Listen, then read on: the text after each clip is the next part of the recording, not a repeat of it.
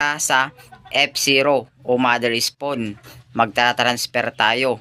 Isang kutsara ilagay sa F1 planting spawn. So, ang magagawa ng F0 o mother spawn ay 25 planting spawn F1. Tapos, ibalik natin yung goma.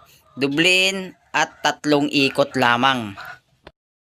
Pagkatapos natin mag-transfer, ilagay natin sa malinis na lugar o i-incubate natin ng 12 to 15 days hanggang mapuno ang amag nito bago natin gagamitin sa pagtatanim.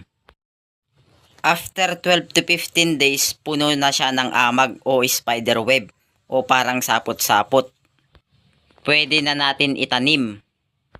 May expiration nito. 15 days din yung expiration. Magbilang ng 15 days